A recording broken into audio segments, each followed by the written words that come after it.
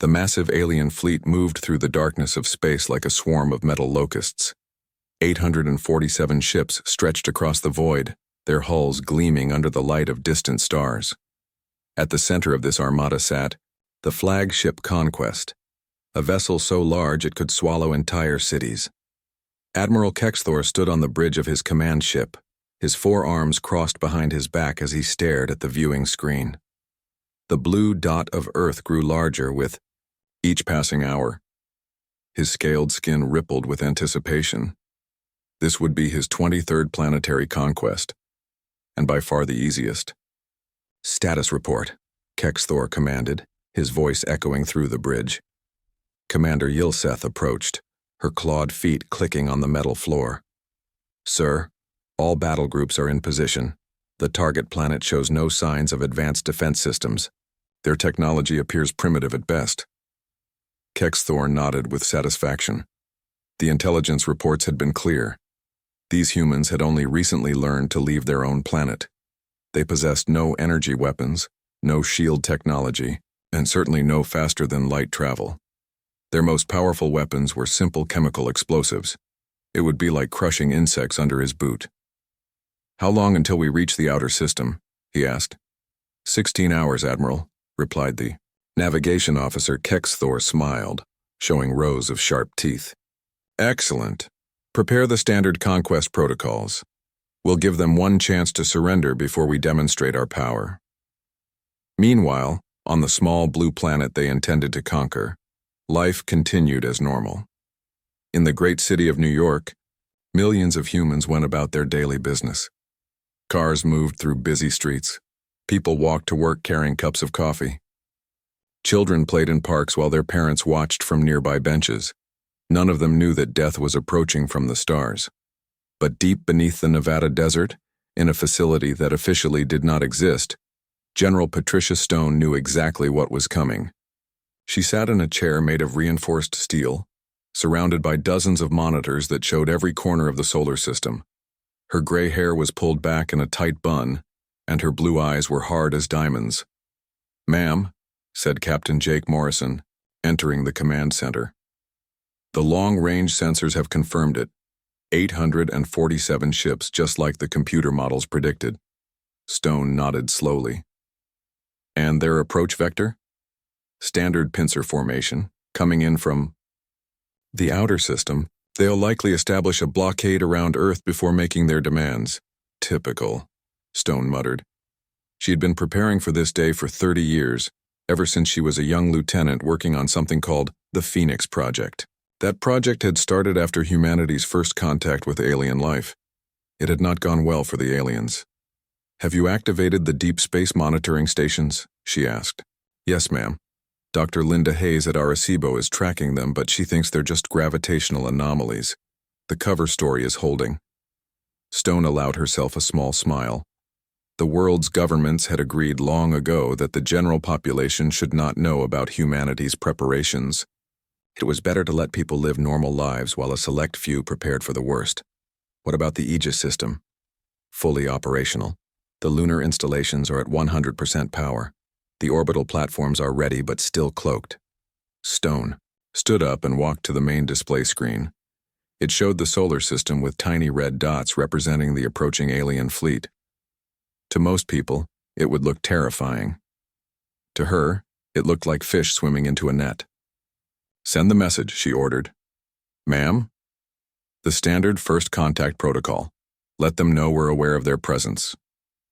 Morrison looked uncertain. "General, that will reveal our communication capabilities. They'll know we're more advanced than their intelligence suggests." "Good," Stone replied. "I want them to know. Fear makes creatures do stupid things. Let's see how they react when they realize their prey might have teeth."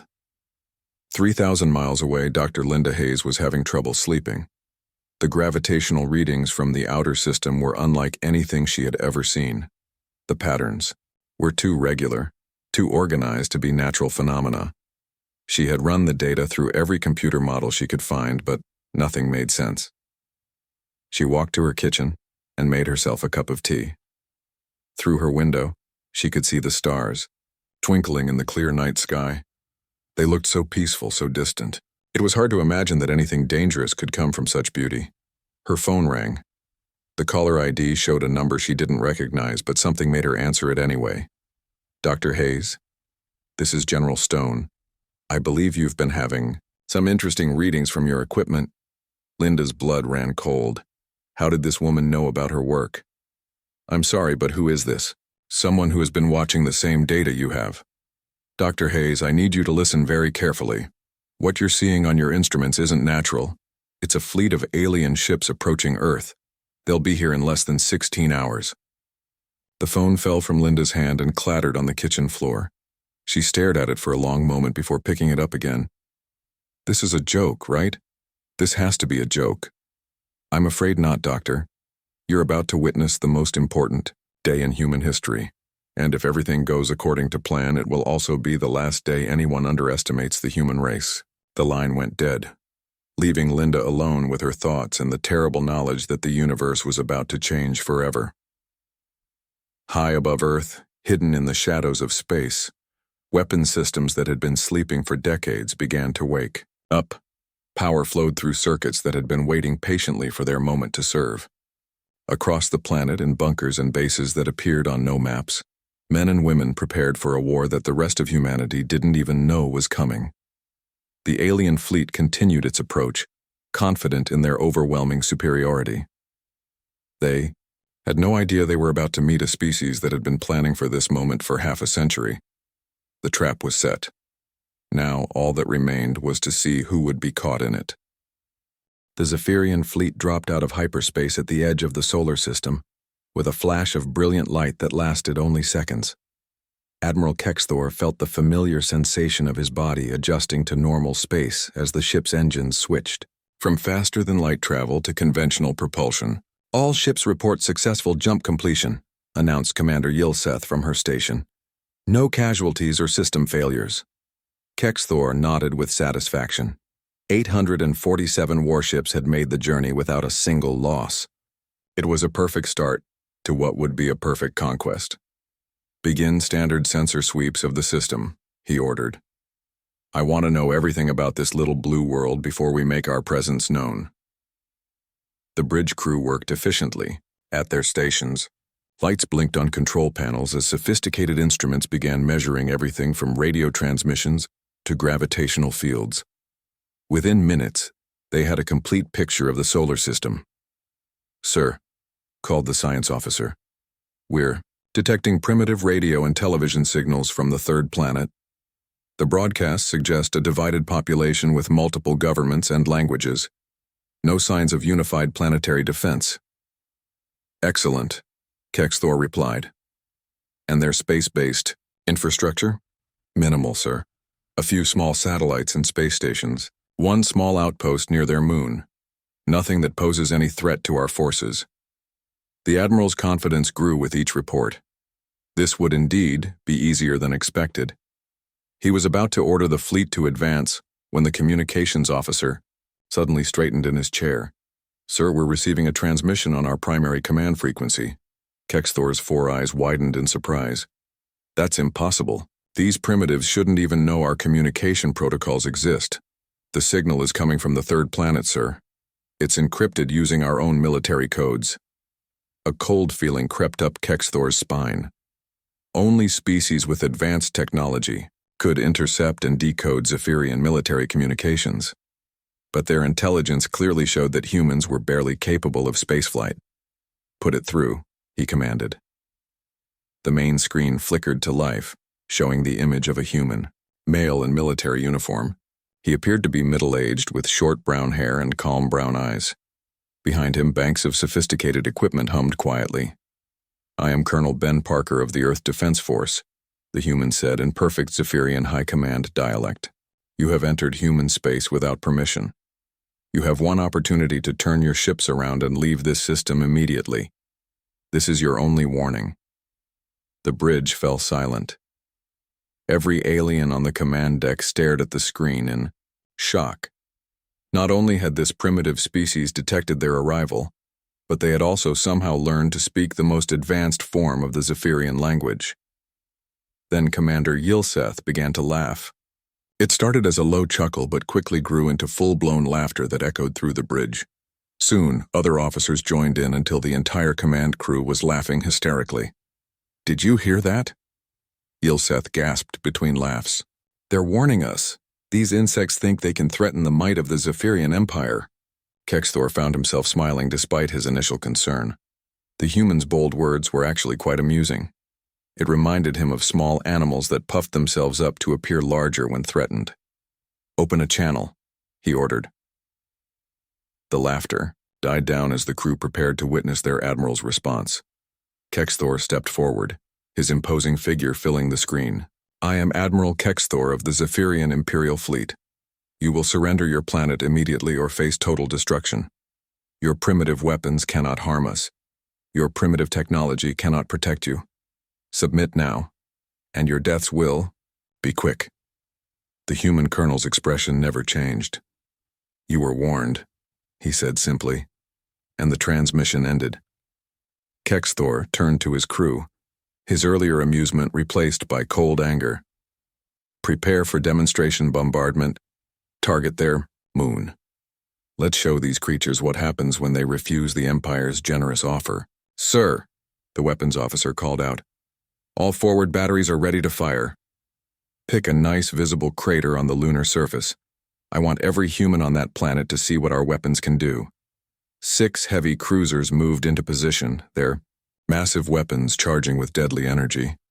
Each ship carried enough firepower to level a mountain range. The target was selected, a large crater on the moon's surface that would be clearly visible from Earth. "Fire!" Kexthor commanded.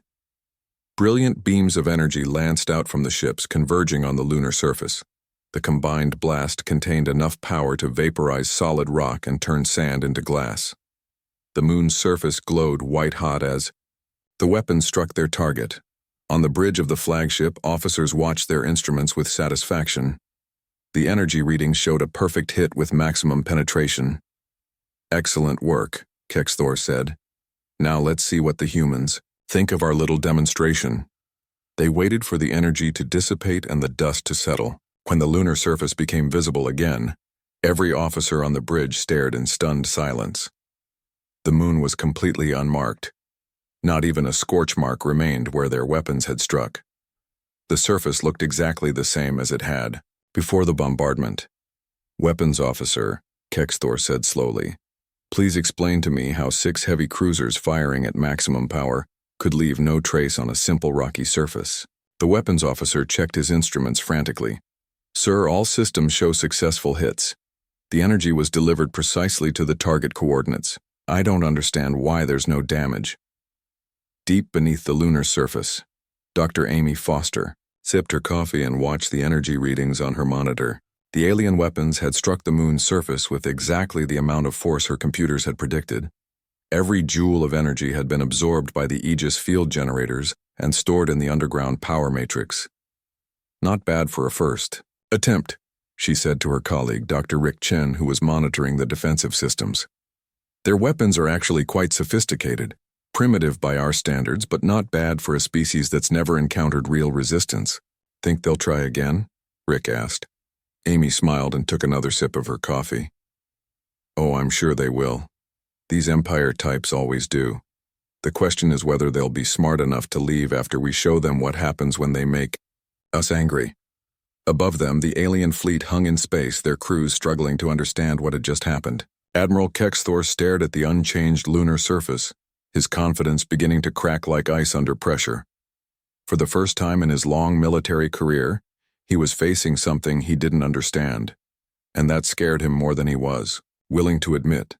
"Sir," Commander Yilseth said quietly, "perhaps we should contact Fleet Command for additional support." Kexthor's jaw tightened. "No. We have 800 ships. Whatever trick these humans are using, we'll overcome it with superior numbers and firepower." But even as he spoke the words, a small voice in the back of his mind whispered that perhaps their intelligence about this species had been wrong, very wrong indeed. Admiral Kexthor paced across the bridge of his flagship, his forearms moving restlessly as he tried to understand what had happened. The lunar bombardment should have left a crater visible from Earth. Instead, The moon's surface remained completely untouched, as if their most powerful weapons had never fired at all. "Run full diagnostics on all weapon systems," he ordered. "I want to know if we're dealing with equipment failure or something else." Commander Yilseth worked at her station, her clawed fingers dancing across the control panel. After several minutes, she looked up with confusion written across her scaled features. "Sir, all weapon systems are functioning perfectly. The energy was delivered exactly where we aimed it. The readings show successful target impact." "Then, explain to me why that moon doesn't have a hole in it," Kexthor snapped. Before Yilseth could answer, the science officer called out from his station, "Admiral, I'm detecting some unusual energy patterns around the third planet. There seems to be some kind of field or barrier surrounding it." Kexthor moved to the science station and studied the readings.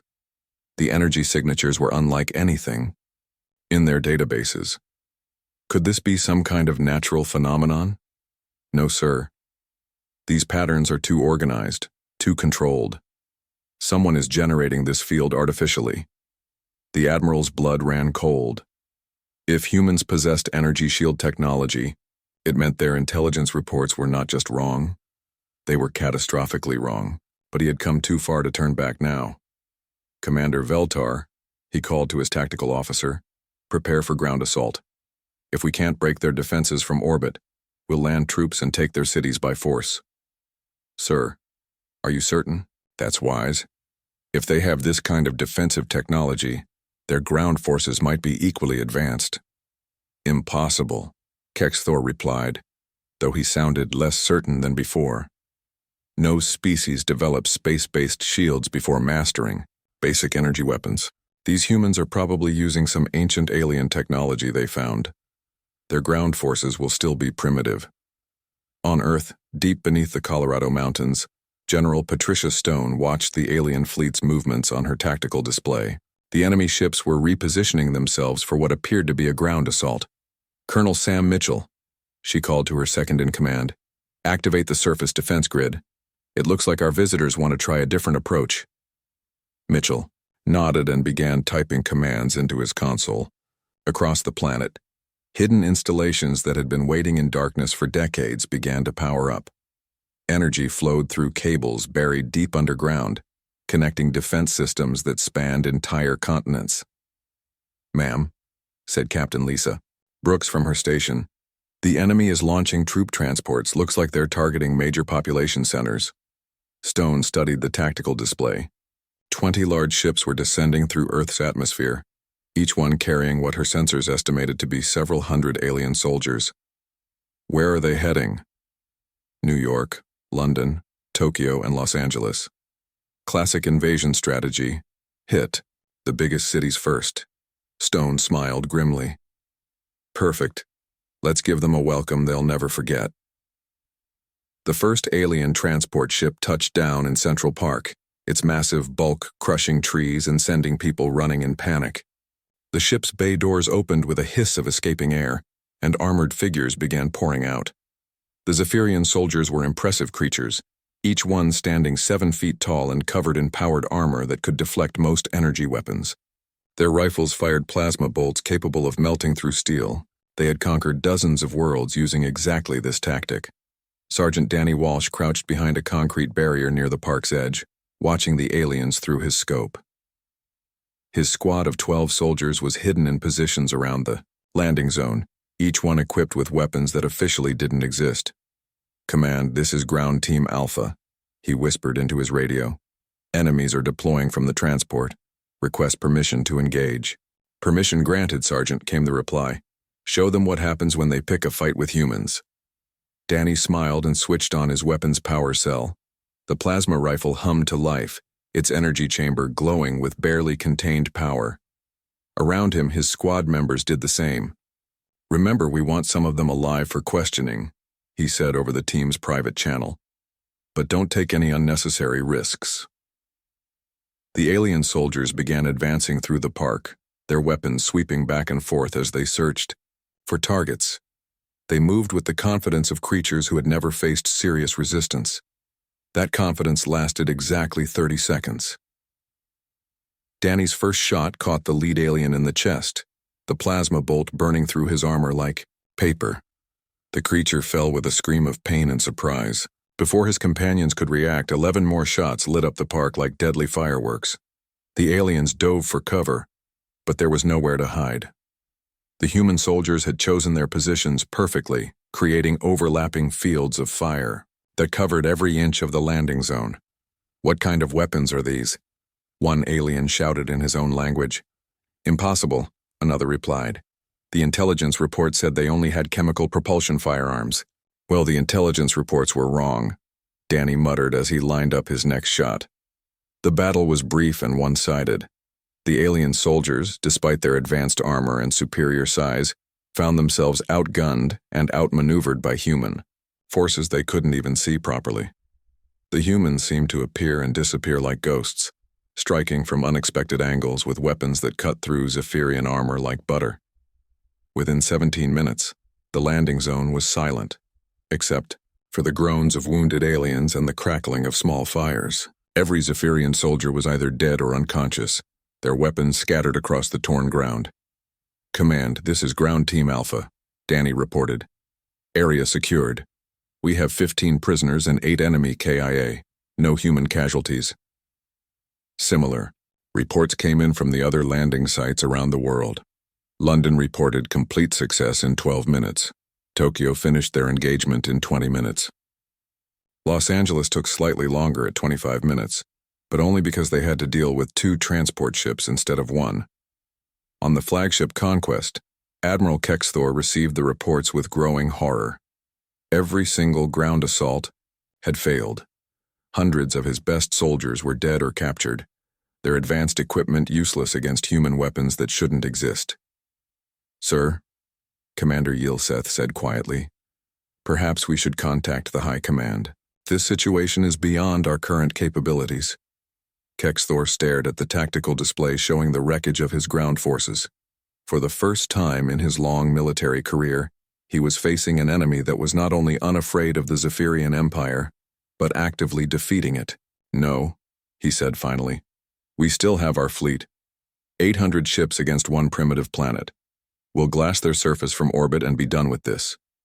But even as he gave the order, Kexthor couldn't shake the feeling that he was missing something important, something that would make the difference between victory and disaster. He was about to find out just how right he was. Admiral Kexthor stood on the bridge of his flagship, his 4 hands gripping the rail so tightly that his knuckles had turned white. The reports from the ground assault were worse than he had imagined. Not only had every landing failed, but the humans had captured dozens of his soldiers alive. The intelligence reports had been completely wrong about everything. "Sir," Commander Yilseth said carefully, "the High Command is requesting a status update. Tell them we're dealing with unexpected resistance," Kexthor replied through clenched teeth. "We'll have the situation under control shortly." He turned to face the tactical display showing Earth hanging in space like a blue jewel. The planet looked so peaceful, so harmless. It was hard to believe that such a small world could destroy his ground forces so easily. "Prepare for full orbital bombardment," he ordered. "Every ship, every weapon. I want that planet's surface turned to glass." "Sir," the weapons officer said nervously, "are you certain? Full bombardment will destroy all life on the surface. There will be nothing left to rule." "There's nothing to rule anyway," Kexthor snapped. "These humans are too dangerous to be allowed to live. We'll destroy them completely and mark this system as a warning to other species." The order spread through the fleet like wildfire. 8. 147 warships turned their weapons toward Earth. Energy collectors began charging, missile tubes loaded with planet-cracking warheads prepared to fire, and fusion cannons reached maximum power. On Earth, Commander Kate Rodriguez sat in the Deep Space Command Center buried 3 miles beneath the Colorado Rockies. The walls around her were lined with screens showing every ship in the alien fleet. She watched calmly as the enemy weapons powered up. "Ma'am," said Lieutenant Tony Barnes from his station, "all enemy ships are charging weapons. They're preparing for planetary bombardment." Kate nodded without surprise. "Estimated time to full charge?" 18 minutes, Commander." "Perfect, that gives us enough time to get everyone into the shelters." She pressed a button on her console. General Stone, this is Rodriguez. The aliens are about to try the nuclear option. General Stone's voice crackled through the speakers. Understood, Commander. All civilian populations have been moved to underground facilities. The surface is clear. Kate smiled. The shelters had been built over the past 30 years. Huge underground cities that could house millions of people for months if necessary. Most civilians thought they were just emergency bunkers for natural disasters. They had no idea they were designed to protect against alien orbital bombardment. Aegis field generators are at full power, reported Dr. Steve Martinez from the lunar base. All energy collectors are ready to receive incoming fire. Excellent, Kate replied. Let's see what these aliens can really do. At exactly dawn, Greenwich Mean Time, the alien fleet opened fire. The sky above Earth lit up like a second sun as hundreds of energy beams, missiles, and plasma bolts streaked down toward the planet's surface. The combined firepower was enough to crack continents and boil oceans. From space, it looked like Earth was being consumed by a star. The entire planet disappeared behind a wall of destructive energy that would have killed every living thing on a normal world. The bombardment continued for 6 hours. The aliens poured everything they had into the attack, determined to eliminate the human threat once and for all. Ship after ship emptied their weapon banks, firing until their power cores were nearly drained. Finally, the last shot was fired. The alien fleet hung in space, their weapons silent and their energy reserves exhausted. Slowly, the light around Earth began to fade. When the glow disappeared, the planet remained exactly as it had been before. The continents were unchanged. The ocean still sparkled blue in the sunlight. Even the clouds in the atmosphere looked the same. Impossible, whispered Commander Yilseth. Admiral Kexthor stared at the viewing screen in complete shock. They had just unleashed enough firepower to destroy a dozen worlds, and Earth didn't even have a scratch on it. Sir, the science officer called out, his voice shaking. I'm detecting massive energy readings from the planet's surface. Whatever absorbed our attack is now fully charged. Before Kexthor could respond, space around his fleet began to shimmer. One by one, ships began appearing out of nowhere. They were huge, each one dwarfing even the largest Zephyrian battleship. Their hulls were sleek and dark, covered with weapons that pulsed with barely contained energy. Where did they come from? Yilseth gasped. Dimensional storage, Kate Rodriguez said calmly from her command center. We've been building those ships for 50 years. Every time aliens visited our system, we learned something new. We kept the best designs and improved on them. Captain Alex Turner stood on the bridge of the human flagship Retribution, a massive dreadnought that stretched for over a mile. His crew of 300 humans worked at stations that hummed with advanced technology. All ships report ready for combat, his first officer announced. Excellent, Alex replied. Let's show our visitors what happens when they threaten Earth.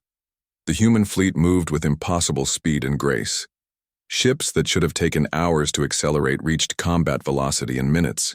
Their weapons, powered by the energy the aliens had just given them, charged to full power in seconds. The first human ship to fire was the destroyer Swift Justice. Its quantum disruptor beam cut through 3 Zephyrian cruisers like they were made of paper.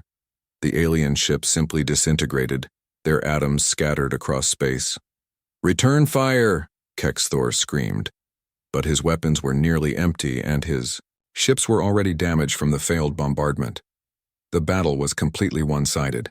Human ships moved like dancers, avoiding alien fire while their own weapons struck with deadly precision. Every shot found its target. Every target was destroyed. Captain Lisa Brooks, commanding the battleship New Dawn, watched her tactical display as alien ships disappeared one by one. This is almost too easy, she said to her weapons officer. Their shields can't even slow down our weapons. Well, the officer replied, we did design these guns specifically to fight aliens. We've had 50 years to get it right. In 30 minutes, half the alien fleet was destroyed or drifting helplessly in space. The remaining ships tried to retreat, but the human vessels were faster and more maneuverable. Admiral Kexthor's flagship shuddered as human weapons struck its hull. Sparks flew from control panels as systems overloaded and failed. The proud warship that had conquered dozens of worlds was being torn apart by creatures he had thought were primitives. "Sir," Commander Yilseth said, her voice barely a whisper, "we have to surrender. We can't fight them." Kexthor looked around his ruined bridge. Half his crew was dead or injured. His ship was dying around him. The mighty Zephyrian fleet was being destroyed by a species that wasn't supposed to have any real weapons. For the first time in his long military career, Admiral Kexthor realized he was facing something far more dangerous than he had ever imagined. The humans weren't just defending their world. They were hunters, and his fleet had just become their prey. Admiral Kexthor's flagship drifted through space like a dying whale. Half the ship's systems had failed, and emergency lights cast strange shadows across the bridge. The admiral himself sat slumped in his command chair, staring at the tactical display that showed the destruction of his once mighty fleet. Only 67 ships remained out of the original 847. The rest were either destroyed or floating dead in space. The human vessels circled them like predators, their weapons still glowing with deadly energy. "Sir," Commander Yilseth said weakly, blood trickling from a cut on her forehead. "The High Command is requesting an immediate status report." Kexthor laughed bitterly. "Tell them the truth. Tell them that Earth is not what we believed. Tell them that humans are not primitives. Tell them that we've awakened something terrible."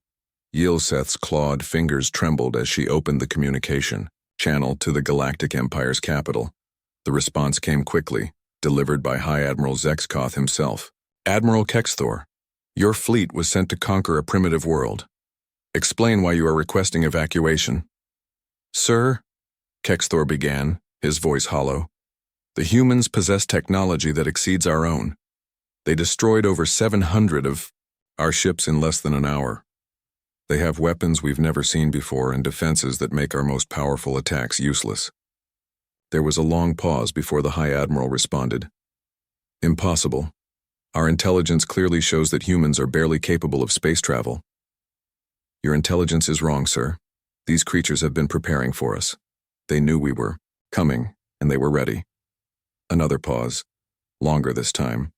When the High Admiral spoke again, his tone was cold and final. "Negative, Admiral. Earth species reclassified as Class A threat. All contact forbidden. Your fleet is considered lost. Do not return to Empire space." The transmission ended abruptly, leaving Kexthor staring at a blank screen. In one brief conversation, his entire fleet had been written off as casualties. The Empire would pretend they had never existed, rather than admit they had been defeated by a species they had called primitive. A new voice suddenly filled the bridge, speaking in perfect Zephyrian. "Admiral Kexthor, this is Dr. Steve Martinez of the Earth Science Division. We're coming aboard under a flag of truce. Please prepare to receive visitors." 20 minutes later, 3 humans in simple white clothes stepped onto the bridge of Vior, the alien flagship. They carried no weapons and showed no fear, despite being surrounded by hostile aliens. Dr. Martinez was a tall man with gray hair and kind eyes. Behind him stood Dr. Linda Hayes and Colonel Ben Parker. "Dr. Martinez," Kexthor said slowly, "I assume you're here to demand our surrender." "Actually, no," Steve replied, pulling out a small tablet computer. "I'm here to show you something interesting." He activated the device and holographic displays filled the air above it. The images showed star charts with red markers scattered across dozens of systems. Each marker was labeled with dates and fleet numbers. "These are the locations where Zephyrian invasion fleets have disappeared over the past 300 years, Steve explained. 17 different expeditions, all marked in your records as lost in deep space rather than destroyed by enemy action. Kexthor's eyes widened as he studied the display. "How did you access our military databases?" "We've had 50 years to study your technology, Admiral. Every time one of your ships visits our system, we learn something new.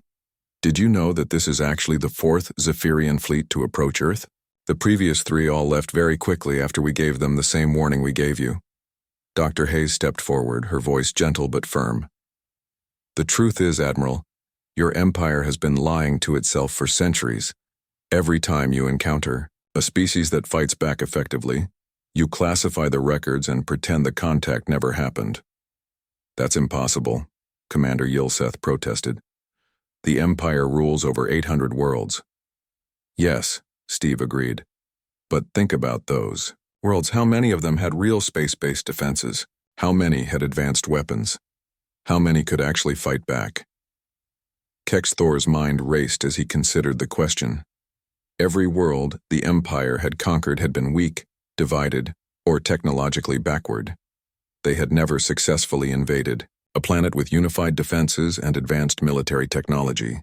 Your Empire, Colonel Parker said quietly, only conquers those who cannot resist. When you meet species that can fight back, you retreat and mark the systems as off-limits. You've been doing it for so long that you've forgotten there are dangerous civilizations out there. General Stone's voice suddenly filled the bridge through the ship's communication system. Admiral Kexthor, I want to make humanity's position very clear. Earth is under human protection now. Any future Zephyrian ships that enter this system will be destroyed without warning. But, she continued, we're not interested in conquest or expansion. We just want to be left alone. Take your surviving ships and return to your Empire. Tell them what you've learned here. Steve handed the alien admiral a small device. This contains everything we know about your Empire's history of avoiding dangerous species. Share it with your people. Help them understand that the galaxy is not as safe as they believe. Captain Jake Morrison's voice crackled through the radio from his ship, the Aurora. Admiral, we're providing escort to the edge of human space. Your surviving vessels are free to leave, but they cannot return. Kexthor took the device with shaking hands. Why are you letting us go? You could destroy us easily. Because, Dr. Hayes replied, we're not conquerors. We're protectors. We defend our home, but we don't seek to rule others. As the human delegation prepared to leave, Steve turned back to the Admiral. One more thing. Your Empire should know that Earth isn't the only human world anymore. We've been quietly establishing colonies for decades. Some of them are even more heavily defended than Earth itself. The implications hit Kexthor like a physical blow. Humans weren't just defending one planet. They had spread across space, creating a network of fortified worlds that could resist any invasion. 3 hours later, the surviving Zephyrian ships limped away from Earth under human escort. Captain Morrison watched them go from the bridge of his vessel, making sure they crossed the boundary of human space. Think they'll be back? His first officer asked. No, Morrison replied. They'll mark our territory on their charts and tell their children scary stories about the humans who live here. Word will spread to other species too. Some will try to make peaceful contact, others will stay away entirely. On Earth, life returned to normal with surprising speed. The underground shelters emptied as people returned to their homes and jobs. Most civilians had been told that the alert was just a military exercise. Only a select few knew how close the planet had come to invasion. General Stone stood in her command center, watching the alien ships disappear into deep space. Status report on the fleet? All ships returning to dimensional storage, Captain Brooks reported. Aegis systems powering. Down to standby mode, we're back to normal defensive posture. Good, Stone said. Begin preparing the updated threat assessment for the other colonies. They need to know what happened here. Far across the galaxy, the Galactic Empire updated their star charts. The Sol system was marked with new symbols indicating extreme danger and a strict no-entry policy. The official records would show that Admiral Kexthor's fleet had been lost to unknown hazards in deep space. But among the survivors, word spread quietly. Earth was not what it seemed. Humans were not primitives. And somewhere in the darkness between the stars, humanity was watching and waiting. The galaxy had learned a valuable lesson. Some prey had teeth. Some victims fought back. And some species were far more dangerous than they appeared. Humanity had finally revealed itself to the universe, and the universe would never be the same.